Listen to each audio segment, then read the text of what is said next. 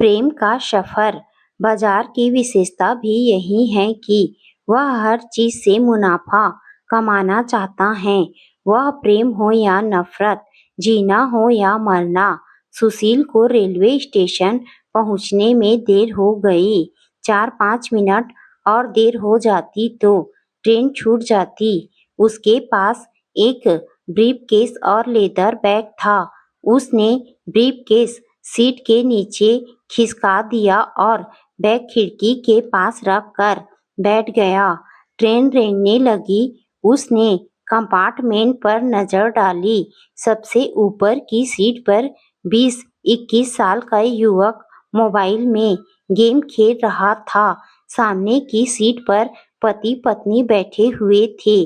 Side की सीटों पर एक परिवार बैठा हुआ जो किसी धार्मिक यात्रा पर निकला था।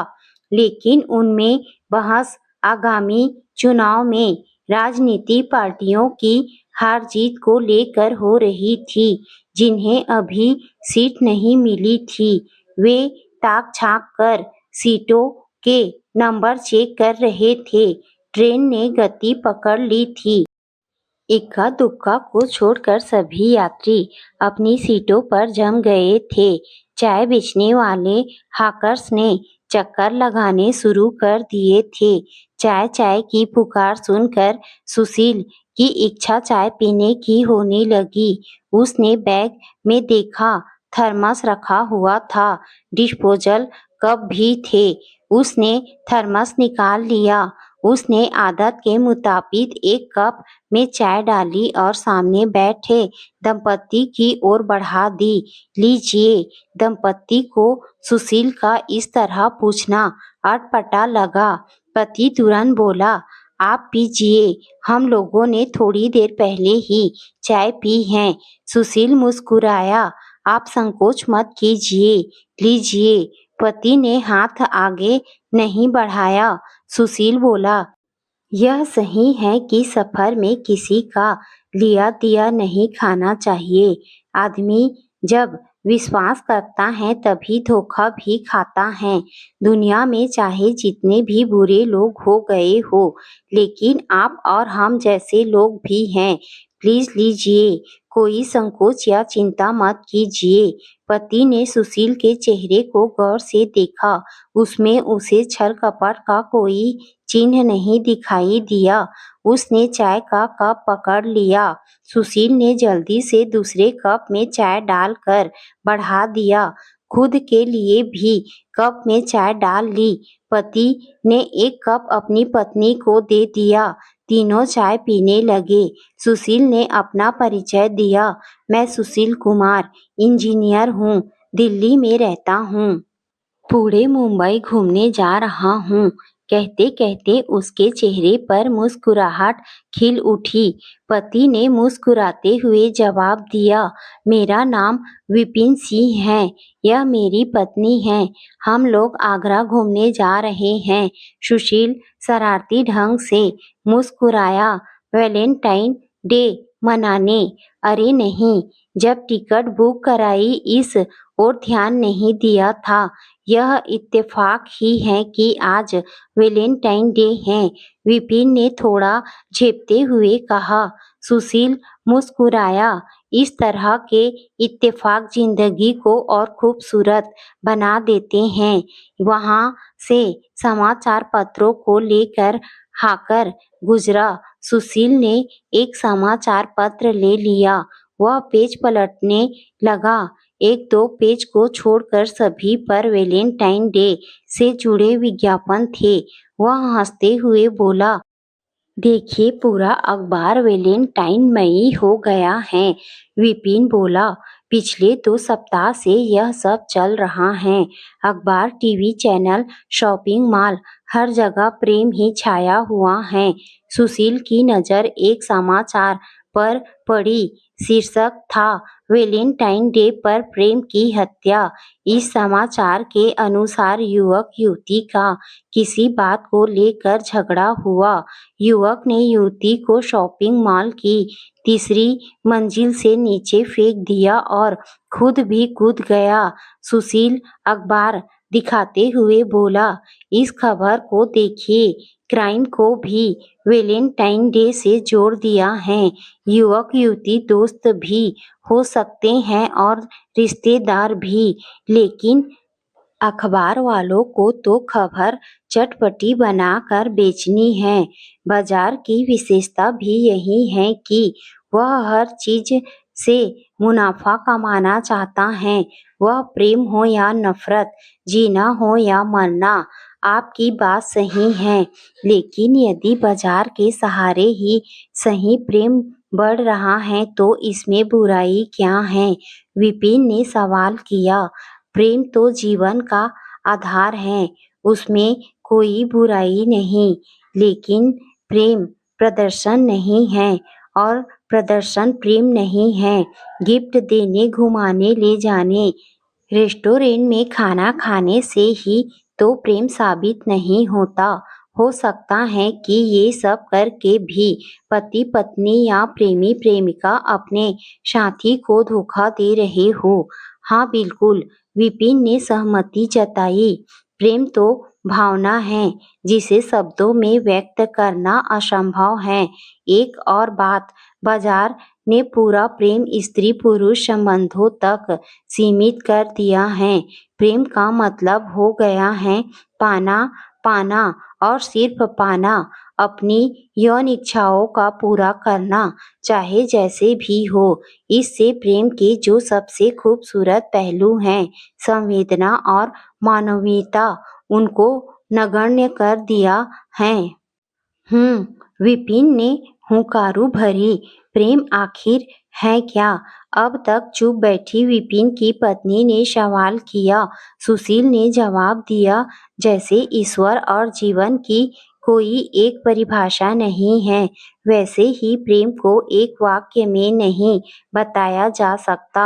हर कोई अपनी सोच और अनुभव के आधार पर उसकी व्याख्या करता है। किसी के लिए प्रेम दिल का सुकून, मन का चैन है, तो किसी के लिए धोखा और दर्द। किसी और ढंग से भी प्रेम को परिभाषित किया जा सकता है। मैं कोई दार्शनिक या विद्वान नहीं हूँ, लेकिन मुझे लगता है कि जिसे देख सुन कर हमारे दिल में कोई हलचल हो, हमारे अंदर बदलाव आए, वही प्रेम है। काम करते हुए देखता जाता हूँ, मुझे अच्छा लगता है। इसके पीछे भी शायद इनके प्रति मेरा प्रेम हो। क्या स्त्री पुरुष के संबंधों का कोई महत्व नहीं है? विपिन ने पूछा। स्त्री पुरुष संबंध तो सृष्टि का आधार है, इससे कोई भी कैसे इनकार कर सकता है? मेरा कहना है कि प्रेम को एक बंधन विशेष तक सीमित नहीं किया जा सकता।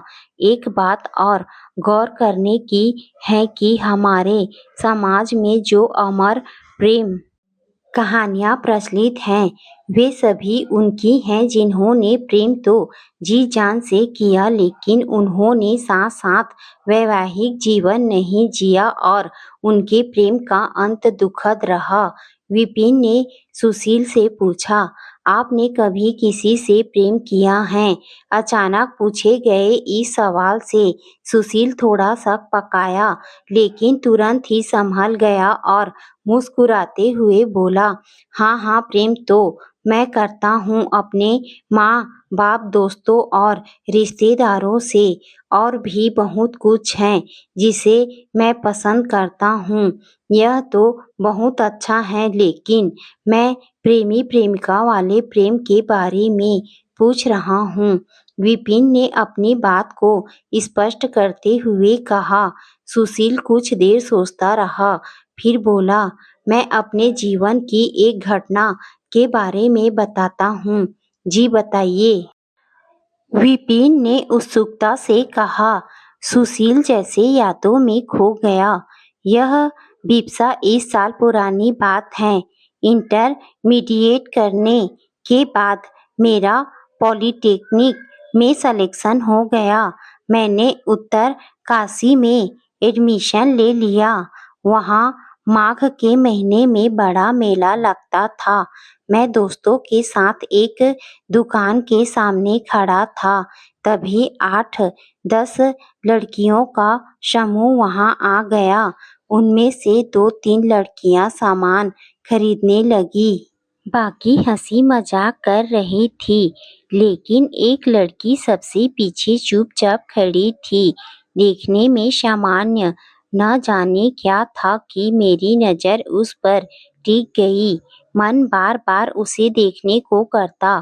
थोड़ी देर बाद लड़कियां आगे बढ़ गई। फिर मेरा मन मेले में नहीं लगा। कुछ देर बाद ही दोस्त टकरा गए। उनमें से एक बोला, कहाँ चला गया था? हम तुझे ढूंढ रहे थे। मेरठ से चाट वाले आए हैं, चाट खाने चलते हैं। 2 दिन बीत गए। मैं दोस्तों के साथ पॉलिटेक्निक के पास बने गांव में रहता था। दोपहर को बाजार से सब्जी लेकर लौट रहा था। मोड़ पर एक चाय की दुकान थी। मैं चाय बनाने के लिए बोलकर दुकान के बाहर खड़ा हो गया। मेरी नजर सड़क की ओर पड़ी तो खुशी का ठिकाना नहीं रहा। वह अपनी सहेलियों के साथ आ रही थी।